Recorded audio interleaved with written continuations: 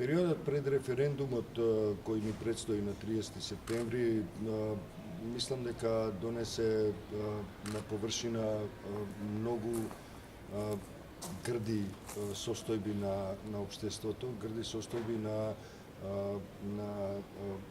она што се нарекува недоволно развиена свест, граѓанска свест. И во нашата работа како луѓе кои се занимаваат со човекови права и слободи, овој период е навистина голем предизвик да се соберат сите можни аспекти на деструктивните тенденции кои ги наметнува национализмот во јавниот дискурс. Сметам дека за да го најдеме лекот за оваа деструктивна димензија на општествено и политичко дејствување, мораме да го знаеме коренот на тоа. А сметам дека коренот се наоѓа токму во политичките центри на моќта, кои имаат многу сериозна спрега со криминалните и со бизнис центрите на моќта во земјата. Тоа, како што видовме и посведочивме, се политички центри кои се залагаат за интересот, за тесниот интерес на една мала група луѓе кои се обидуваат да ја одбегнат одговорноста за криминалните постапки, за криминалните дела во непосредното минато. Тоа е едната ствар. Понатаму, ова е силно индоктриниран процес од страна на меѓународни центри на моќ кои се противат на нашиот од кон Европа, од кон евроатлантските интеграции. И тие вложија навистина немали ресурси за да го прекинат овој наш навистина извонреден напредок за прв пат во 3 децении, ваков брз, ваков квалитетен скок на ова ниво, во оваа сфера. Лекот е да се побара јасно и гласно, недвосмислено, решително од политичките партии да престанат со калкулирање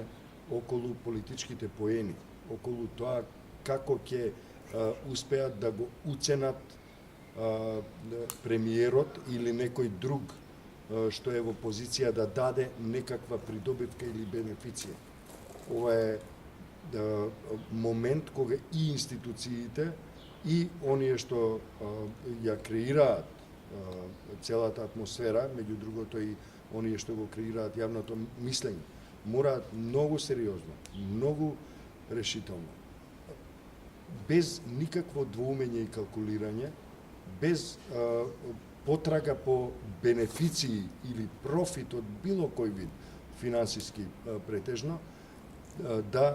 побараат од политичките партии еднашка да се изјаснат јасно и да постапат според она што ќе го кажат. Па нека е тоа и некоја позиција која е ретроградна или пак спротивна на она што се нарекува сега мејнстрим или пак една прилично масовна тенденција да се оди напред, да се оди кон евроатлантски интеграции. Мораме да побараме од нив и да ги условиме ние,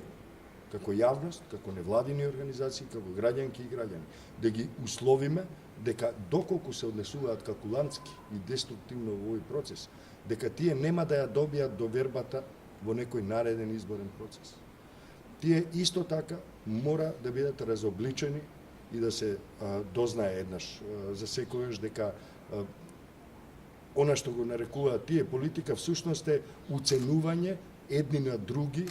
натегање и пазарање околу позиции во некакви институции, околу тендери, околу помилувања или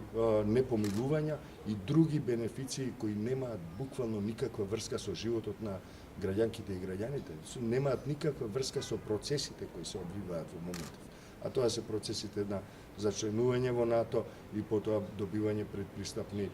договори, односно датум за предпристапни договори во ЕУ, за интеграција во ЕУ.